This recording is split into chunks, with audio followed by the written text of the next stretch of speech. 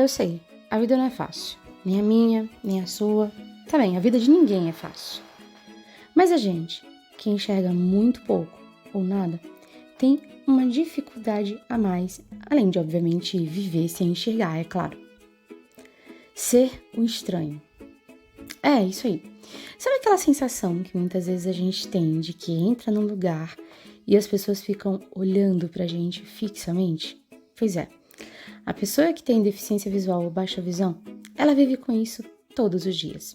Especialmente se frequenta lugares onde as pessoas não estão acostumadas com pessoas como a gente. Bem, exceto que a gente é simplesmente pessoas, né? Mas isso realmente acontece. É por esse motivo que muitas pessoas com deficiência visual ou baixa visão muitas vezes vão se afastando de experiências diferentes.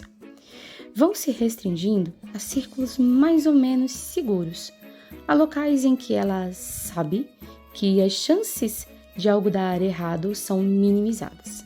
Eu sei, é bem estranho falar isso e não é legal ouvir sobre isso também. Esse isolamento social vai dando na gente, muitas vezes, uma sensação meio estranha. Alguns se acostumam e simplesmente preferem não estar com pessoas estranhas. Outros, não se acostumam. Aí a gente tem adoecimentos emocionais, quadros de ansiedade, quadros de depressão, até mesmo quadros de fobias sociais.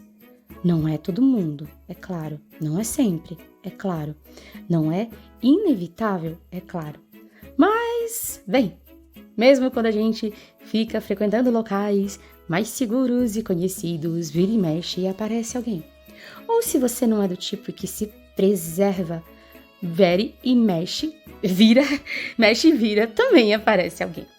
Alguém que vai olhar pra você com aquela cara de meu Deus, o que é você? E vai te fazer uma pergunta bem estranha.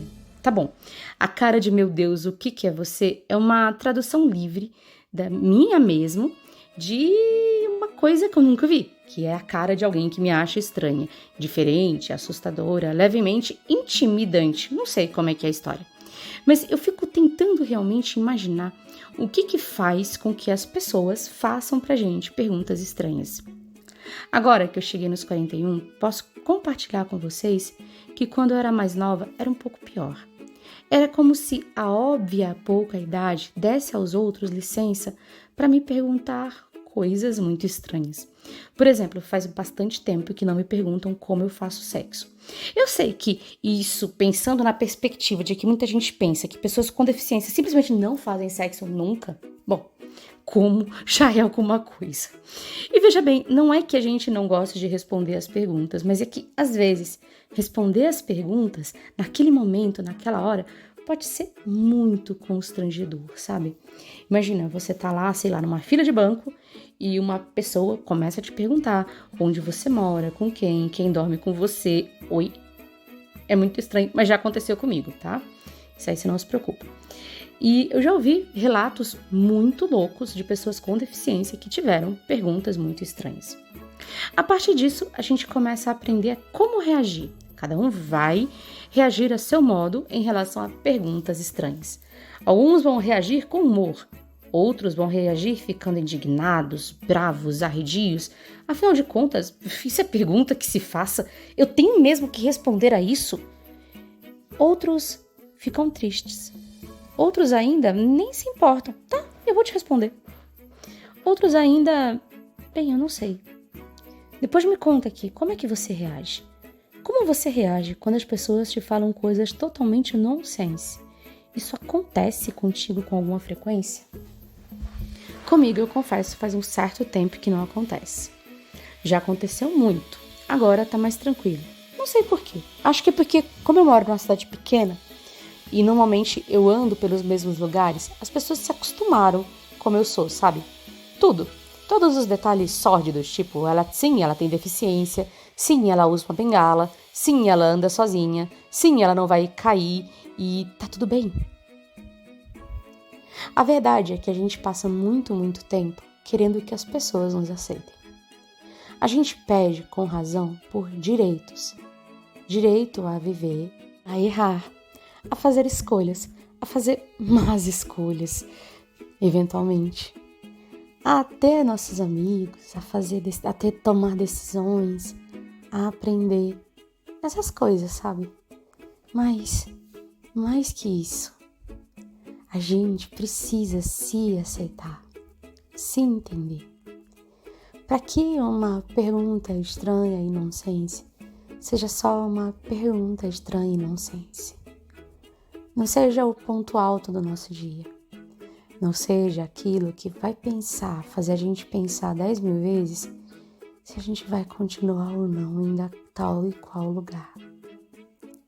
Entende? Não é que a gente deva se acostumar a se sentir maltratado, invadido, porque às vezes é mesmo. Sabe? Às vezes isso realmente acontece. Mas isso não deve ficar tão grandão a ponto de tirar a nossa disposição de conhecer pessoas e lugares nesse mundão de meu Deus. A gente tem um mundo grande, cheio de possibilidades, de recursos, e nem tudo pode ficar simplesmente abrigado no nosso celular. Tem coisas que a gente só aprende com gente mesmo, com pessoas de todo jeito. Pessoas parecidas com a gente, pessoas diferentes da gente, sabe? É sobre isso que a gente acaba conversando aqui. Como fazer com que as perguntas sem noção que eventualmente a gente receba não nos frustre tanto. Eu confesso que hoje o que é difícil para mim não são perguntas sem noção, são atitudes sem noção, porque eu já me acostumei a lidar com as perguntas. Com as atitudes eu ainda estou aprendendo. E assim a gente vai, trocando, aprendendo junto e aprendendo a aprender, aprendendo a compartilhar o que sabe e a ouvir o que o outro conseguiu perceber da vida. Mas e você? Agora eu tô curiosa, me conta. Como é que você lida com as perguntas sem noção que você recebe? Ou melhor, qual foi a pergunta mais sem noção que você recebeu? Como é que você lida com isso?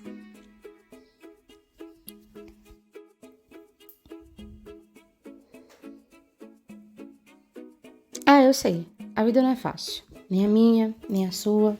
Também, a vida de ninguém é fácil.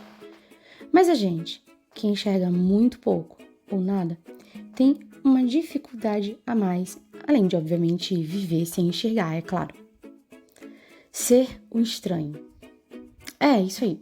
Sabe aquela sensação que muitas vezes a gente tem de que entra num lugar e as pessoas ficam olhando pra gente fixamente? Pois é. A pessoa que tem deficiência visual ou baixa visão, ela vive com isso todos os dias.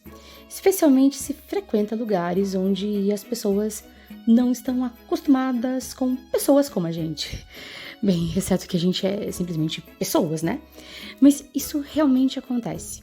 É por esse motivo que muitas pessoas com deficiência visual ou baixa visão muitas vezes vão se afastando de experiências diferentes. Vão se restringindo a círculos mais ou menos seguros, a locais em que ela sabe que as chances de algo dar errado são minimizadas. Eu sei, é bem estranho falar isso e não é legal ouvir sobre isso também. Esse isolamento social vai dando na gente, muitas vezes, uma sensação meio estranha. Alguns se acostumam e simplesmente preferem não estar com pessoas estranhas. Outros, não se acostumam. Aí a gente tem adoecimentos emocionais, quadros de ansiedade, quadros de depressão, até mesmo quadros de fobias sociais. Não é todo mundo, é claro. Não é sempre, é claro. Não é inevitável, é claro. Mas, mesmo quando a gente fica frequentando locais mais seguros e conhecidos, vira e mexe e aparece alguém. Ou se você não é do tipo que se preserva, mexe e vira, também aparece alguém. Alguém que vai olhar pra você com aquela cara de meu Deus, o que é você? E vai te fazer uma pergunta bem estranha. Tá bom, a cara de meu Deus, o que é você? É uma tradução livre da minha mesmo, de uma coisa que eu nunca vi, que é a cara de alguém que me acha estranha, diferente, assustadora, levemente intimidante. Não sei como é que é a história. Mas eu fico tentando realmente imaginar o que faz com que as pessoas façam pra gente perguntas estranhas. Agora que eu cheguei nos 41, posso compartilhar com vocês que quando eu era mais nova era um pouco pior. Era como se a óbvia pouca idade desse aos outros licença para me perguntar coisas muito estranhas. Por exemplo, faz bastante tempo que não me perguntam como eu faço sexo. Eu sei que isso, pensando na perspectiva de que muita gente pensa que pessoas com deficiência simplesmente não fazem sexo nunca, bom, como já é alguma coisa.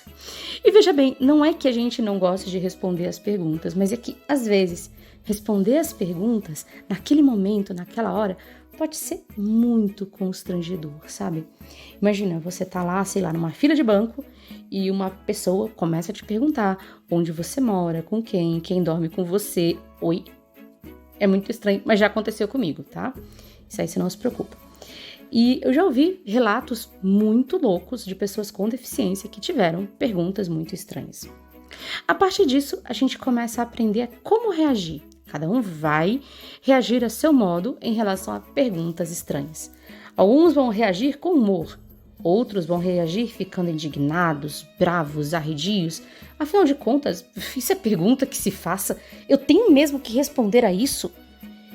Outros ficam tristes. Outros ainda nem se importam. Tá, eu vou te responder. Outros ainda... Bem, eu não sei. Depois me conta aqui, como é que você reage? Como você reage quando as pessoas te falam coisas totalmente nonsense? Isso acontece contigo com alguma frequência? Comigo, eu confesso, faz um certo tempo que não acontece. Já aconteceu muito. Agora tá mais tranquilo. Não sei por quê. Acho que é porque, como eu moro numa cidade pequena, e normalmente eu ando pelos mesmos lugares, as pessoas se acostumaram como eu sou, sabe? Tudo. Todos os detalhes sórdidos, tipo, ela tem deficiência, sim, ela usa uma bengala, sim, ela anda sozinha, sim, ela não vai cair e tá tudo bem. A verdade é que a gente passa muito tempo querendo que as pessoas nos aceitem. A gente pede, com razão, por direitos. Direito a viver, a errar, a fazer escolhas, a fazer más escolhas, eventualmente. A ter nossos amigos, a tomar decisões, a aprender. Essas coisas, sabe? Mas, mais que isso, a gente precisa se aceitar, se entender.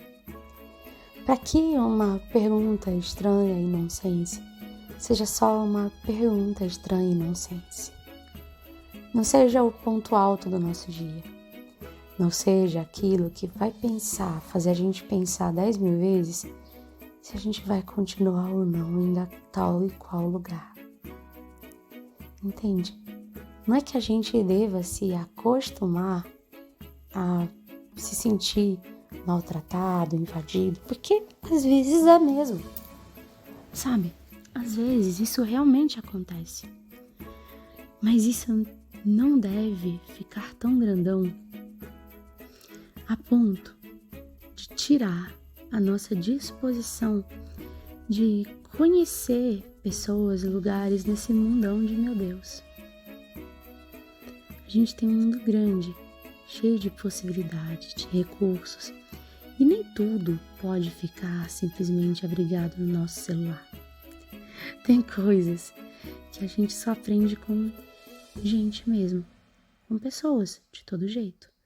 Pessoas parecidas com a gente, pessoas diferentes da gente, sabe? É sobre isso que a gente acaba conversando aqui. Como fazer com que as perguntas sem noção que eventualmente a gente receba não nos frustre tanto. Eu confesso que hoje o que é difícil para mim não são perguntas sem noção, são atitudes sem noção, porque eu já me acostumei a lidar com as perguntas. Com as atitudes eu ainda estou aprendendo. E assim a gente vai, trocando, aprendendo junto e aprendendo a aprender, aprendendo a compartilhar o que sabe e a ouvir o que o outro conseguiu perceber da vida. Mas e você? Agora eu tô curiosa, me conta. como é que você lida com as perguntas sem noção que você recebe? Ou melhor, qual foi a pergunta mais sem noção que você recebeu? E como é que você lida com isso?